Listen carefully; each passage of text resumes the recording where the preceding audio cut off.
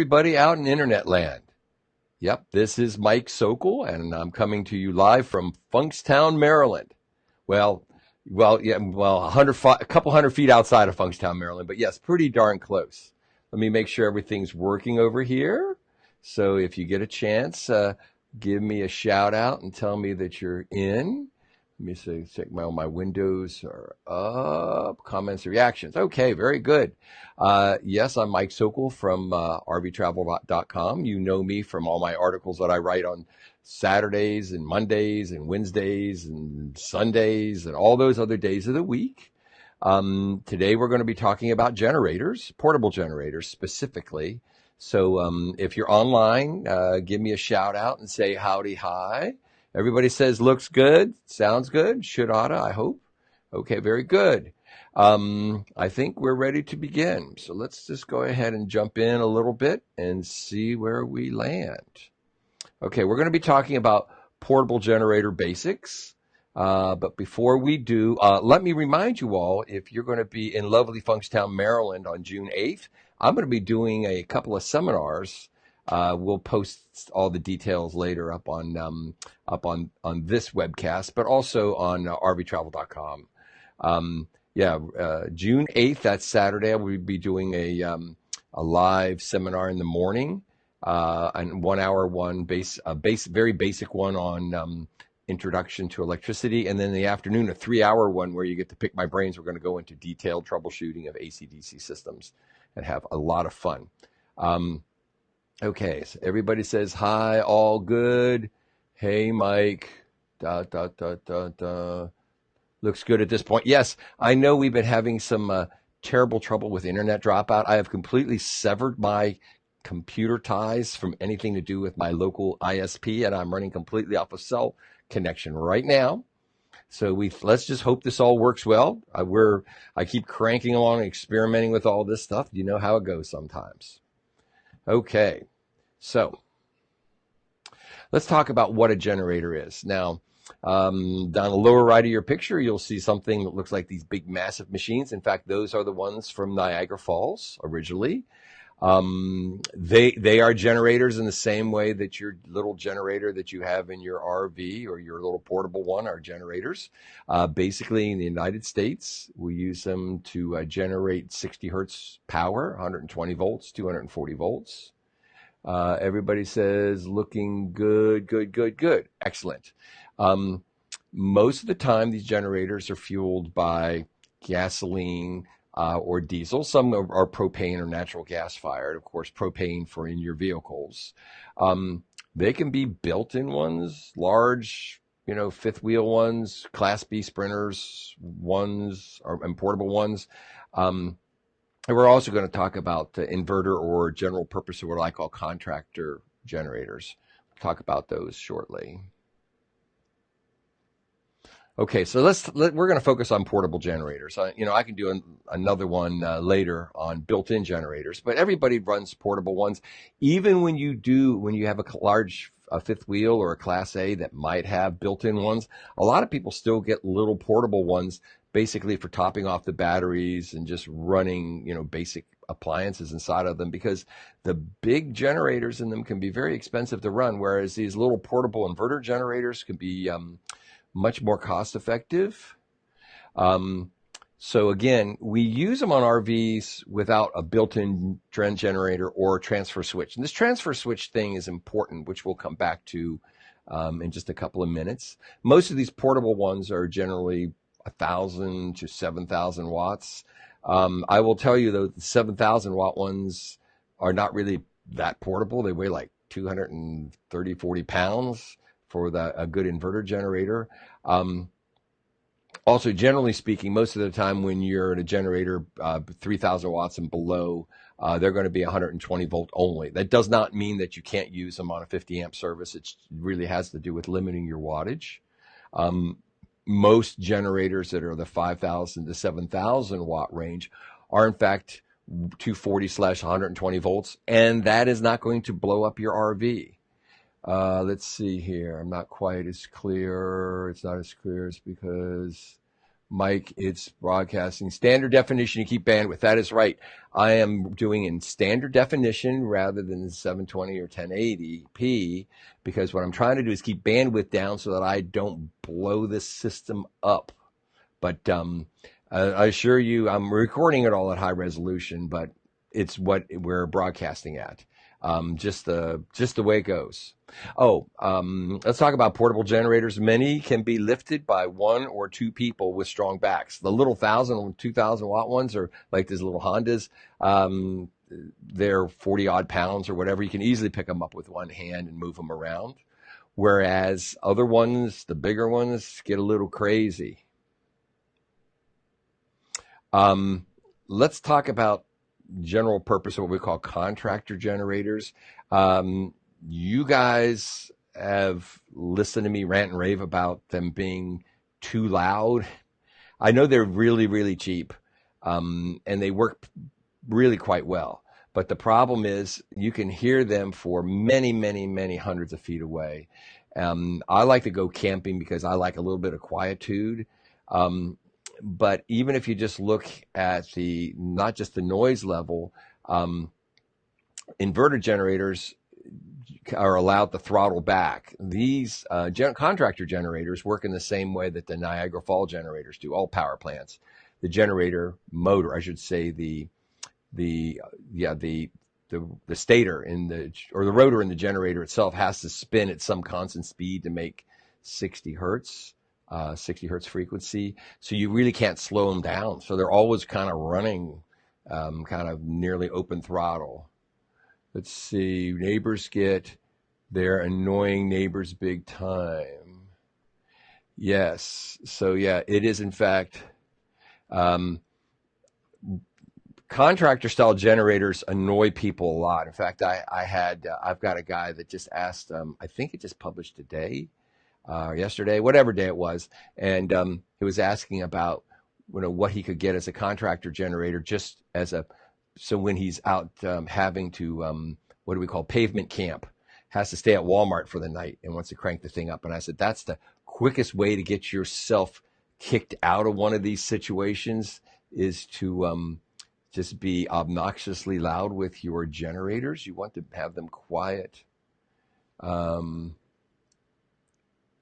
So big, so loud. Yes.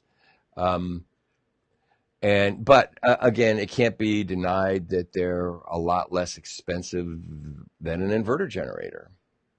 And the nice thing about inverter generators is, first off, they're built with much more soundproofing them around them.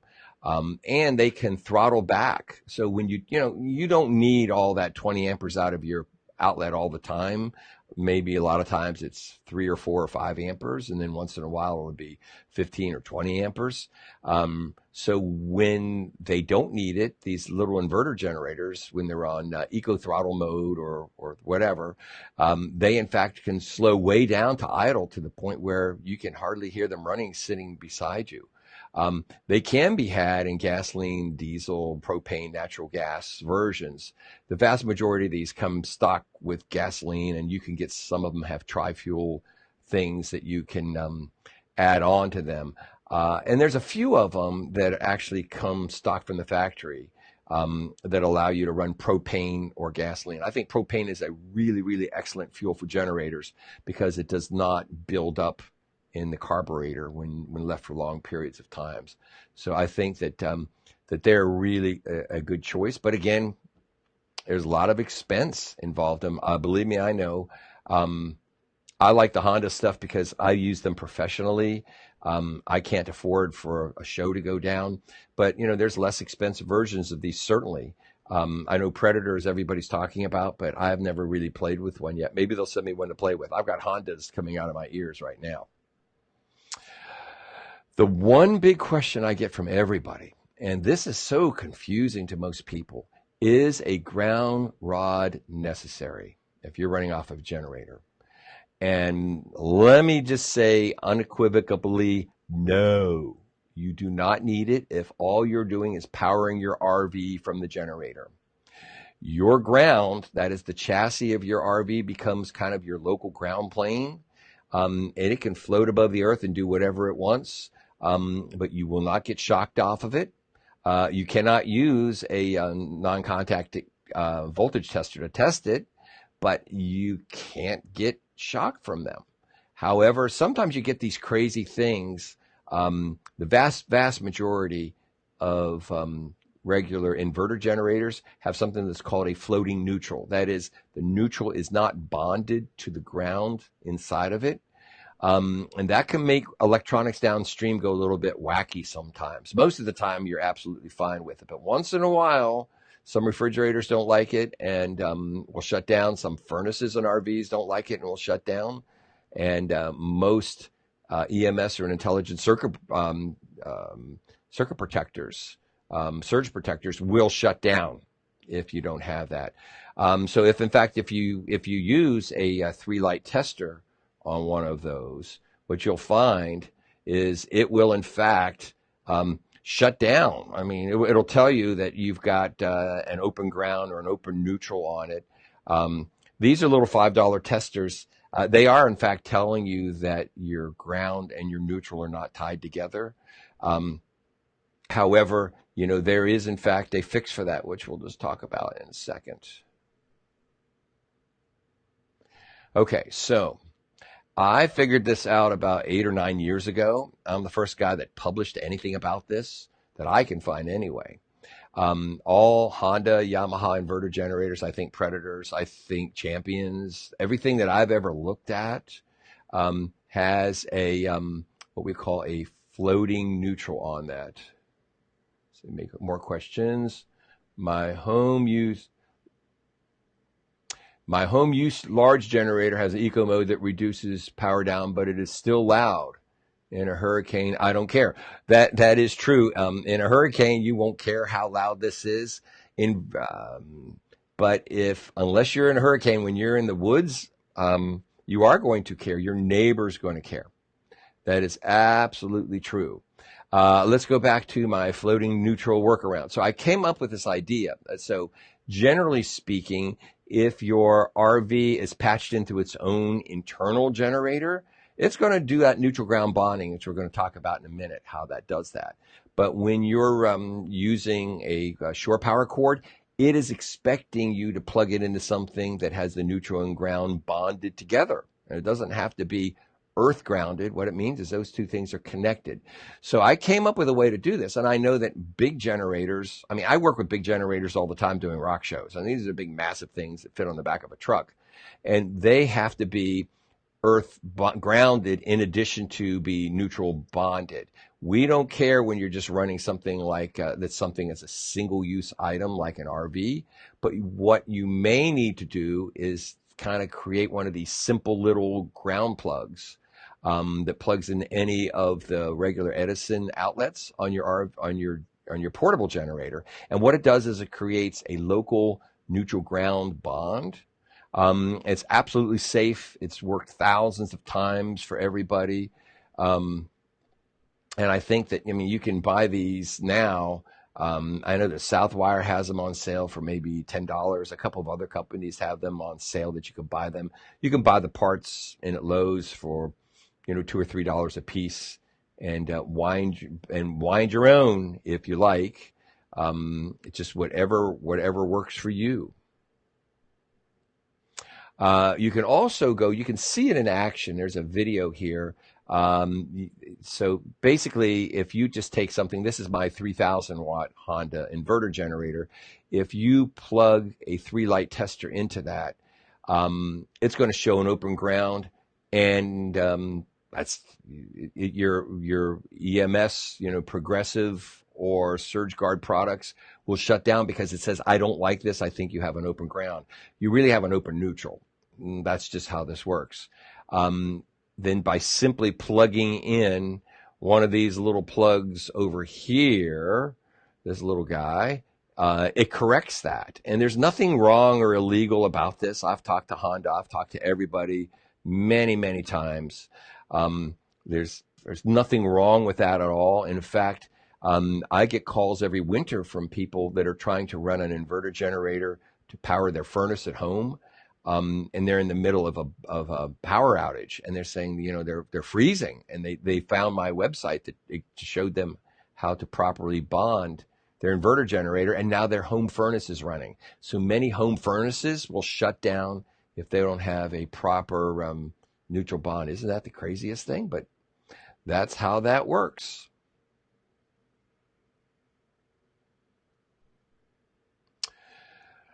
Okay, so here's the big question. Does an onboard generator have a bonded neutral? And the answer is yes, it does, via its transfer switch. And a transfer switch, let me just show you what it looks like inside, because this is just always great fun. So if we look inside of this, we have like two great big relays. One of these relays is going to be tied up to the power coming from your generator, and the other one's going to be hooked up to power coming in from your shore power connection. So basically, whenever your generator's running, it's going to run off of the one, and whenever it dies or whatever, it'll flip over the other way. You can program these many times. But built inside of them, every single one of these that you can find, there's going to be some kind of a jumper that creates this neutral ground bond only when it's running off of the generator. The rest of the time, the neutral and the ground have to stay floating from each other, and it's expecting an outside source to create that. Okay, so Chuck is saying, wait a second, I got a couple of things here to cover. Emergency, we can use 50 amp plug in the generator to be converted. In an emergency, let's just toss this over here. Let's look at this. This is a good one. In an emergency, can the 50 amp plug on the generator be converted to use on a 50 amp system with an adapter? When you say a 50 amp system, yes, they really are the same thing. Most of those generators, now this would be perhaps a large generator that you had built into your RV that might have a 50 amp plug. The vast majority of your portables will never have a 50 amp connection on them. They'll likely have a 30. And yes, you certainly can. We're going to come to those adapters here just momentarily. So again, anytime you have an RV with built-in generator, it's going to have some kind of a transfer switch to know which one to run off of. This is where I got the idea, and I said every single RV has this ability to bond the generator whenever you're running off of it, and the rest of the time just opens up the connection. That's just how this works, and expects to get it from the pedestal, wherever it's plugged in, or your home system, however that's set up. So let's see. Somebody says 6500 home generator has a 50 amp plug. Perhaps. So when you say it has a 50 amp plug, but it's not going to be good for 50 amperes. 50 amperes is actually, or 50 amps per side. 50 amperes implies a 12,000 watt generator. You can send me info on that later, and I can show you that it might have a 30 amp breaker on it. A lot of times, there's nothing that requires you to have full amperage breaker on a 50 amp connection. So if that is a 50 amp stove plug, most generators that I've seen professionally use something that's called a California connector, not the home stove plug, which is that NEMA 1450. But 6500 home generator is going to be good for 30 amps a side, basically. But we can toss that around later. More fun. These are great questions. Okay, so let's head on back in.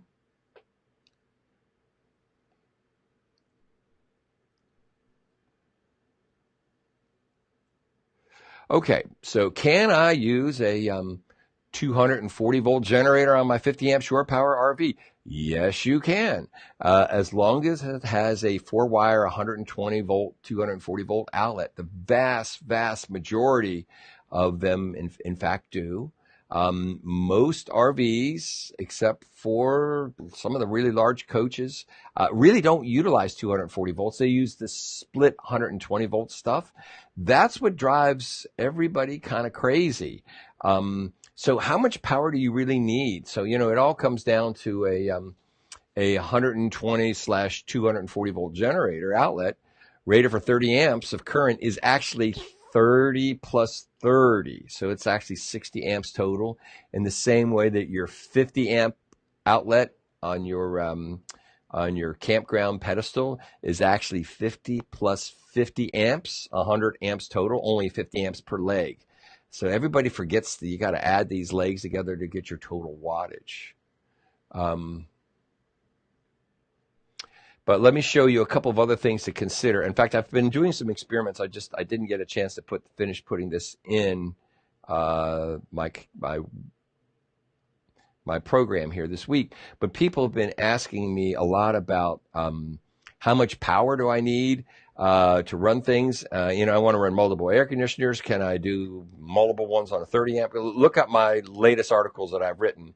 A couple of things that I have been experimenting with, though, that offer a lot of hope for many of you, are some of these, what I would call intelligent soft starters. So this is the best one that I know of right now. It's made by Micro Air. It's called an Easy Start. The key here is the big power hogs on just about every RV out there are the air conditioners. And most of the time when they're running, they're not that big of a draw. I mean, they're still pretty good.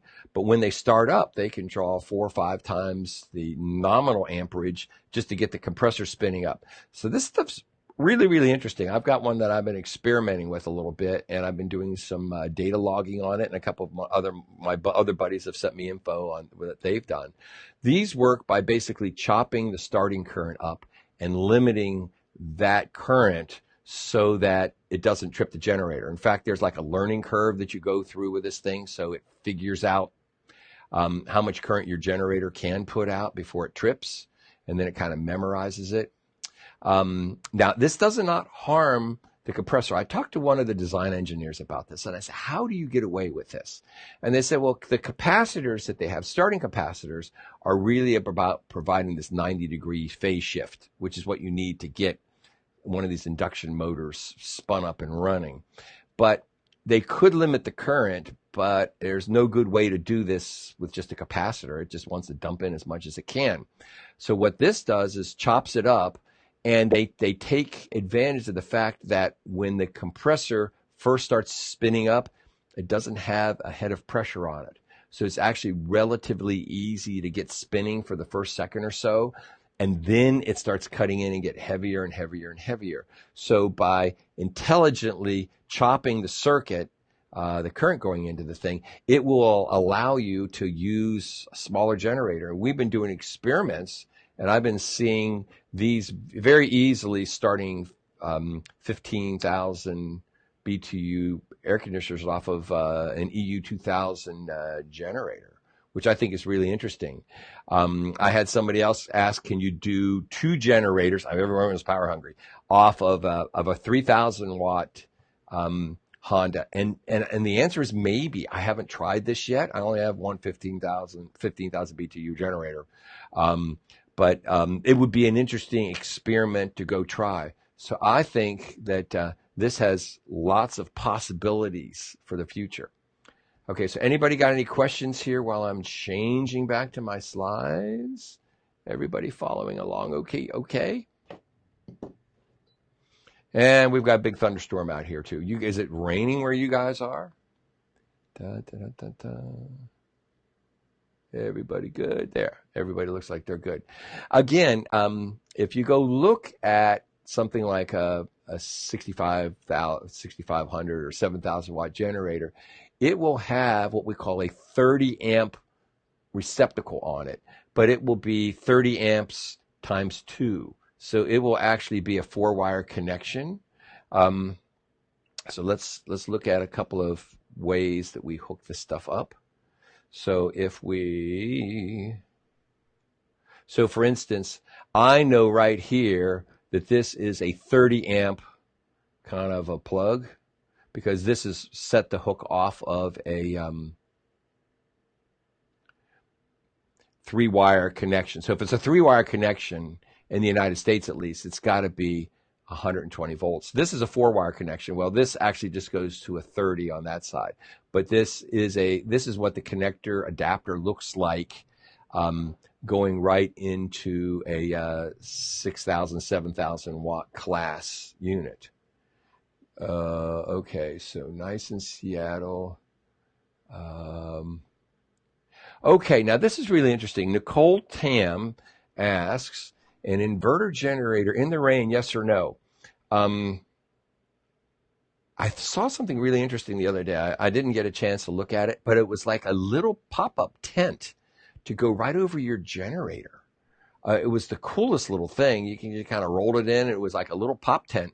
I'm not sure that I would run an inverter generator in the rain that much. Maybe a little bit, but I'm not sure the manufacturers recommend it. I do know that there's an awful lot of electronics in those things running. They have them pretty well shielded, but I wouldn't trust it. However, I'll try to research that for one of my next articles. But it actually looked like a little baby pop-up tent. It was specifically for generators that had all the proper vents in it yet. Little rain here, no storm. Link. Okay. I can't do links from this yet, but I will link to that in the next day or so. I'll post up a couple pictures. I just found it just accidentally snooping around the other day. Believe it or not, a lot of times I just kind of look around to see if I see anything interesting. But I think that would be good. What you do not want to do, seriously, is to tuck your generator underneath your RV and have it running, because it's way easy to suck in carbon monoxide fumes, which are deadly. So we don't like that.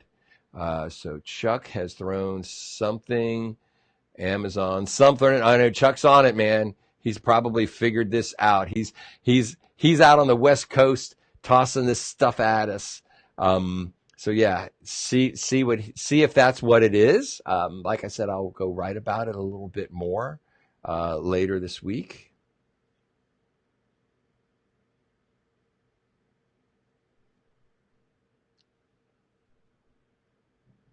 And everybody, I hear thunder out here. If you hear thunder, that's that's me. So let's talk again. Let's just review this. This is the most important thing that you can understand on any of these things that we're doing, how this works. So your 20 amp receptacle on the left, and yes, you cannot buy one of these. It's a combi 20 and 15. I should write an article all about the fact that 15 amp and 20 amp outlets are both actually rated for 20 amps in terms of their contact size. This polarizing thing is just strictly has to do with the keying structure of how we do this. So this is why in America, at least, according to the National Electrical Code, we are allowed to put what we call 15 ampere outlets on 20 ampere circuits. And the rest of the world doesn't let us do that. We can do all kinds of stuff. So Chuck says lots of tents. Is that correct? He says there's lots. He has found lots of tents. That's excellent. Good. Way to go. Again, standard meter readings between a 30 amp receptacle, whether it's coming off of a generator or not, you're going to read the same. I mean, if the ground is at the top, then the neutral will be on the right and the hot will be on the left. You may need to plug in a grounding plug, one of my ground neutral adapter bonding plugs, in order for it to read like this. If you don't, then what will happen is you'll be reading. I have somebody that just now is reading 58 volts from ground to hot and 58 volts from neutral to ground, and they're all confused. And I said, here's the problem. You're running off an inverter, and I'll bet you that inverter has no bond on it. Some inverters don't like it. But the fact of the matter is, if you go plug this thing into a regular wall outlet or a pedestal, that should be grounded. If it is grounded, then all of your readings are going to return to normal. That's just how that works. a 240 volt plug, that is a 50 amp 120 240, is not exactly just 240 volts. It also, if you look how I have it set up, it's got that diamond. It does in fact measure 120 volts from neutral to either of the hot legs, or from ground to either of the hot legs. And it's going to measure on the order of 240 volts or so from hot 1 to hot 2. If you have a large coach, you may have some things in their dryers and that kind of stuff. I can imagine home hot water heaters always run off of that. But virtually everything in a normal RV runs off of 120 volts. Let's see. I've got another question. Katie said, I wondered about that. I'm not sure what she wondered about, but maybe so. Katie, what did you wonder about? I just get talking here, and there's a few seconds lag between things. I'm going to proceed as if I know what I'm doing. How's that?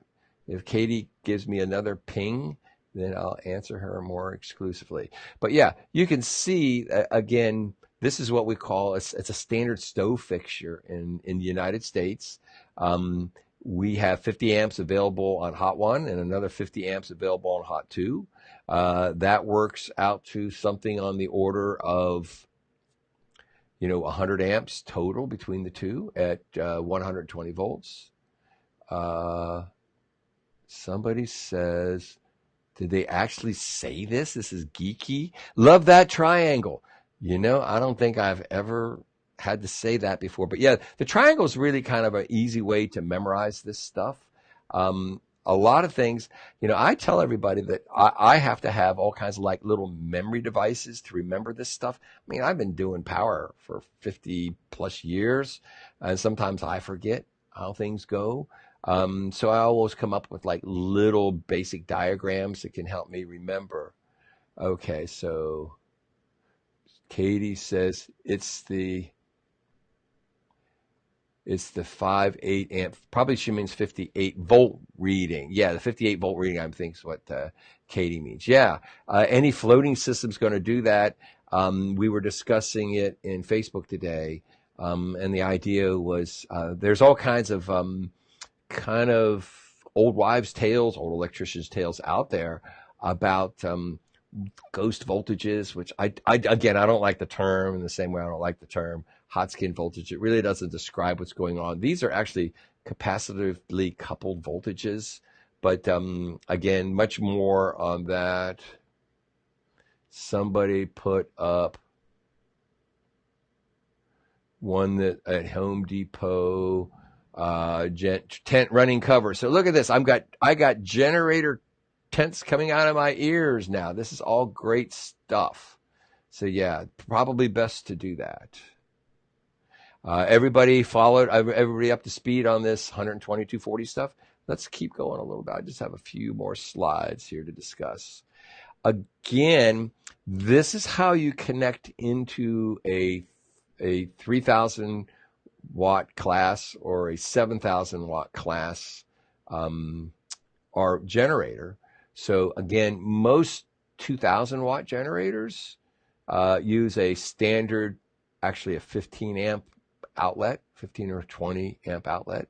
And so if you look on the top right of the picture, what you end up with is a twist lock on the one side, and then the other one actually has a 30 amp TT30. Now, some of them, I think Champion and a couple of other ones, maybe Predator, a few of these other generators I've seen, actually they call them RV ready. And what they have is a TT30 outlet on it. Looks just like your campsite pedestal. However, many of them that have this are in fact Contractor generators that are like a screaming 80 dB kind of a thing. You can hear forever. Again, I hate noise pollution. Even though I'm a rock and roller and I do like really, really loud stuff, when I'm not doing loud stuff, I don't want things to be loud. Again, most every 3,000 watt generator that I have ever seen is going to be only 120 volts. but most every single 5,000 to 7,000 watt class generator will have a 4-wire connection on it, and it will be good for 30 amps per side. So I just got another question here to answer. Let's see. I just made an adapter from 50 amp to 30 amp twist lock. Exactly right. There's all kinds of ways you could do this. I will warn you that if you do this wrong, this could be very deadly. So I want you guys to be very careful with this. People get mixed up a lot of times. They look at one side of the plug and they don't realize, it's wired up one way, and you're looking at it like this, and it's wired up another way when you're looking at it like that. If you don't feel comfortable doing this, don't do this. I will tell you that one of the things that got me interested in this, maybe 15 years ago, my dad had a little high-low pop-up camper, and he called me up and he said, "Hey, Mike, you need to come out here. I keep getting shocked off my camper." I'm going, the operative words, "keep getting shocked," always just kind of terrifies me.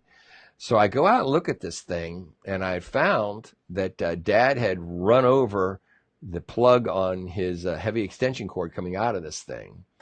And he'd gone to Lowe's, and he just stuck a new plug on, and he got things kind of mixed up. So this thing had a real drastic hot skin on it, that luckily for him, the ground was dry. But if it would have been wet, it could easily have killed him. And he just, "Well, how am I supposed to know?" And I'm going, "Well, Dad, you're supposed to call me when you do things like this." And of course, "Oh, you hotshot son, you never have time for me." You know how that goes. But I do make time for anything like that, emergency situations. If you're going to wire those up, you have to be absolutely certain that you know what you're doing. I do this all the time. I have every kind of adapter known to mankind, I think, because I'm always doing something wacky for when I'm doing a rock show or whatever, or hooking up a trailer. I never know what I'm going to hook into. Look at this. So this is great. So he is saying, I am a retired union electrician. That's what I want to hear. Those guys know their stuff. In fact, back when I was in my early 20s, I had union electricians train me on how to become an electrician, even though I was studying to become an electrical engineer. I got a lot of my smarts from these guys that knew how to hook stuff up. They could hook anything up. Of course, we were running really, really big wiring, all 3-phase stuff. So those were some of my fondest memories. When I was working in a union shop, and they would show me all the bits and pieces. I would come out with all the plans. They were building machinery to my specifications. But then they were showing me how all of this stuff actually works. So if you guys have a technician background, you're a retired union electrician, that's fabulous. Those are the guys who we want wiring this stuff. But please, if you have questions, you've got to come to me, because the problem is RVs are not really wired up exactly like home systems. You could consider them to be wired up exactly like a sub panel in a home. But it gets a little tricky beyond that. People get, they get upset when they figure out that they cannot run their coffee maker at the same time that somebody's running a hair dryer in the bathroom, because they happen to both be on the same GFCI circuit, and you've maybe got 15 amp or 20 amp breaker on it. That's, this load shedding thing. I was discussing that with my wife earlier, and she goes, "Well, just shut off some of this other stuff. You're going to do this." I'm going, people just don't think about that all the time. We think about this all the time because we're always, worried about how much power that we're using, especially on a generator. But most people don't understand how complicated that can be. Another question people have all the time, and now I ran this the same slide a couple of weeks ago. Do I need a 30 or 50 amp surge protector? Especially, if I've got a 50 amp RV shore power connector and I want to hook this into a 30 amp 120 volt generator, do I need a different surge protector? And the answer is no, you do not. You can use exactly the same surge protector. And I've talked to the guys at Progressive, and I've talked to the guys at SurgeGuard about this. The idea is to size the surge protector for your RV. So if you have a 30 amp RV, you get a 30 amp surge protector. If you have a 50 amp 120 240 volt RV, you get a 50 amp 120 240 volt surge protector, right? And then all you do is you adapt it down. So if you need to adapt it to the appropriate generator, so for instance, you can use something like this guy right here that will plug into here and, create your 30 amp outlet, your TT30. I don't happen to have one right here, but another one would be, the same thing for a 50 amp dog bone. That's going to work absolutely fine. The surge protector should be fine with that as long as you use a neutral ground bond on it. And beyond that, that's all there is to it. So, to recap, I like inverter generators just because of the quiet and also the fuel efficiency.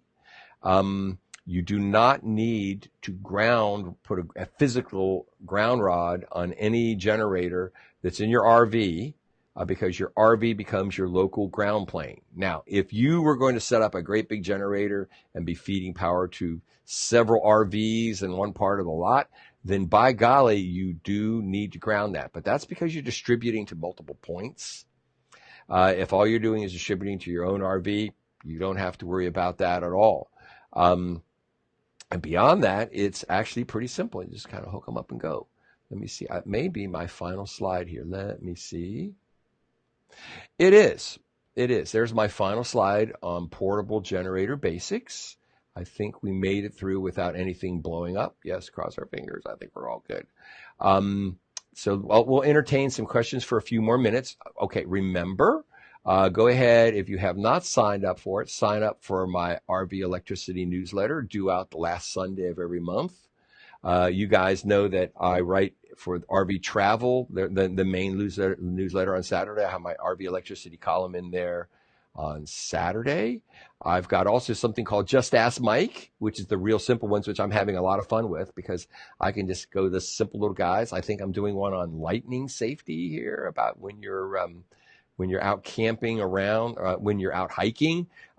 These guys contacted me from, I think they call it 50-miler hiking or 50-miler. And I thought it was pretty cute because I told them I didn't think that I've hiked 50 miles if I add up all of my hikes I've ever done. I like walking, but I don't go a lot of hiking. But in any event, I think they have really, really good information about how to stay safe out in the wild. We have another question here. Now we're getting into the good stuff. How are the phases divided on a 50 amp service? One leg for converter and one leg for 120 volt usage? No, both phases. Okay. So first off, let's look at this. When we're talking phases, what we're generally talking about is three-phase power. And I get into arguments with electricians all the time. The 120, 240 volt thing is actually two phases, 180 degrees apart, but we're not allowed to call it that. We can only say that is what we call a split phase. When they talk about a phase, they mean one of the three power lines, the three phases of the power lines coming into us from the outside world, from the power company. It's split down, and we actually say generally send 240 volts into every house in the United States, and there's a center tap on the transformer, which divvies it up to 120 on the one side and 120 on the other side. Now, campgrounds in the last year or so have been allowed to run two legs of three-phase power into pedestals. And they may have been doing this before, and you may not be aware of it. But the fact of the matter is, those are 120 degrees apart as opposed to 180 degrees apart. It just measures a little bit differently. One of these times, I'll go ahead and do a video strictly on the differences between split phase and three phase.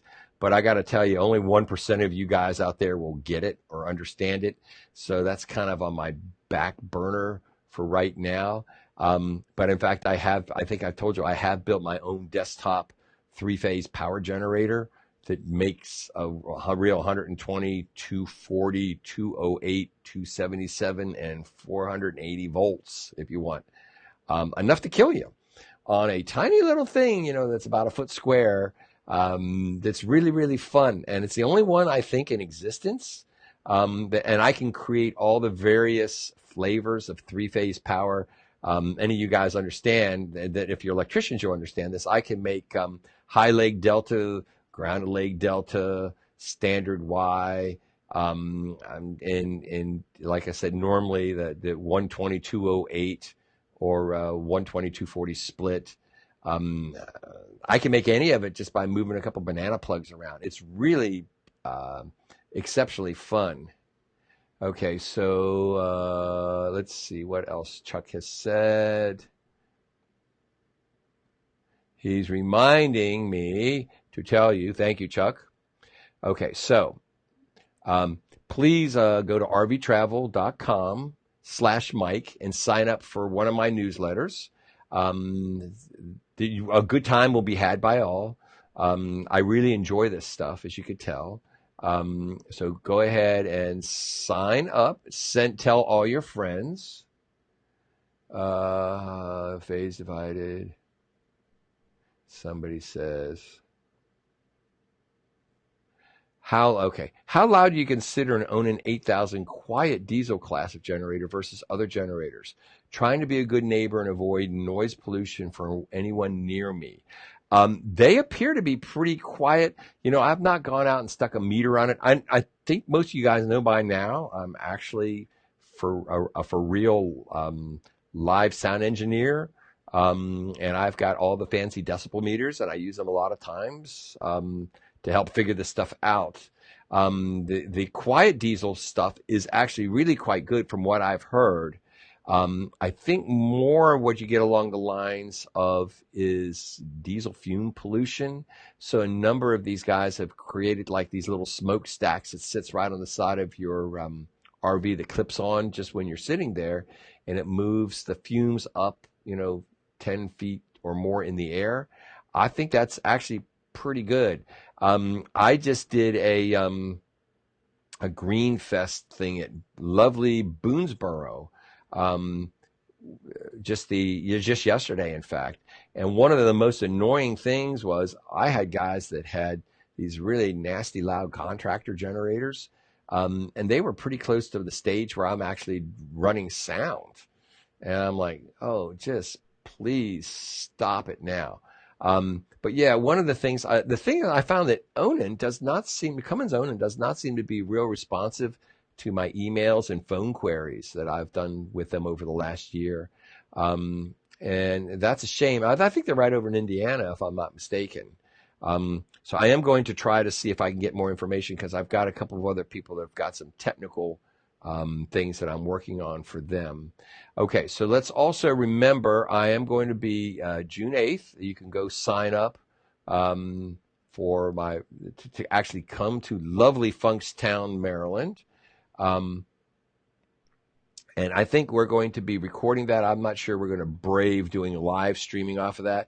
But, okay, Onan rep at a recent rally suggested against the exhaust extensions due to heat buildup. So this would be one of these really interesting things if somebody could actually do a temperature analysis on this to see. I am not sure if that would be that big of an issue, but Onan, they should know their stuff, but I see an awful lot of people doing this. So that'll be a good question for me to answer, to inquiry them.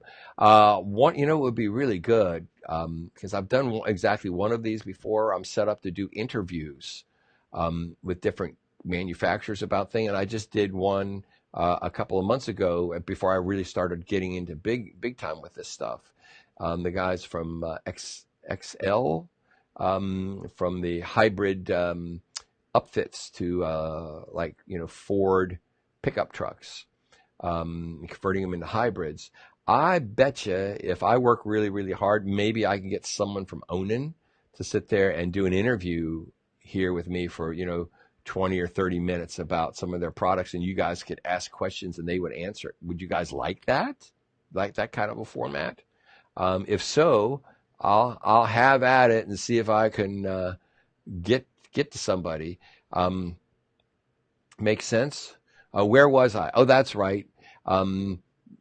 rvtravel.com/Mike to sign up for my stuff. Also, you can see on RV Travel where you can actually sign up to come to lovely Funkstown, Maryland, Engine 10. I'm excited because it's only 500 feet from my house. It's right down the end of the road, my little lane here. And we're going to have a good time with all of that.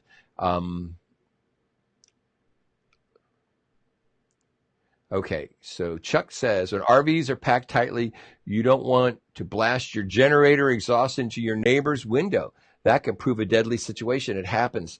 This is another thing that a lot of people don't realize. Whatever you're putting out, other people are sucking in. I think people get really kind of complacent about carbon monoxide poisoning. And it's a real serious threat, especially when people are sleeping. A lot of times they don't wake up. So anything you can do to move that stuff out of the way, I think is good. But we'll get a little more information from my buddies there. Okay, so here Chuck has said, if you want to know, if you go to rvtravel.com/seminar, that's where you can sign up for this. Oh, by the way, in addition to this June 8th one in Funkstown, I'm going to be doing one at the Hershey Show. When is that? That's September sometime. I lose track. And we will be doing it off campus because they don't have any room there. I will be doing every morning, like at 9 a.m., I think, Thursday, Friday, Saturday, Sunday, something like that.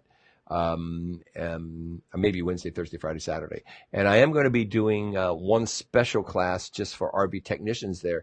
Interestingly, the PRVCA, which I've got to applaud them, they're one of the first trade organizations that have actually hired me to come and do training for RV technicians. I had a real successful one in the winter.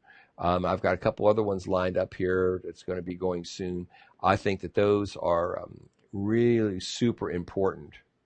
Let's see, something about NASCAR races. People died at a NASCAR race campground a couple of years ago. Yeah. Carbon monoxide is nothing to mess around with. And as I've written many times, there's no excuse not to have working carbon monoxide detectors in your RV and working, smoke detectors. Really, it saves lives. It does. It's just such the most important thing that you could do to protect yourself and your family.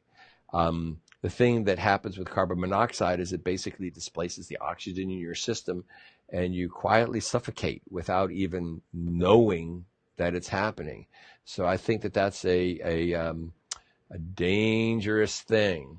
So let's just go back to the first shot. So do I have any other questions here? We're coming up on 55 minutes. We'll just hang out for another minute or two while I have a sip of water here.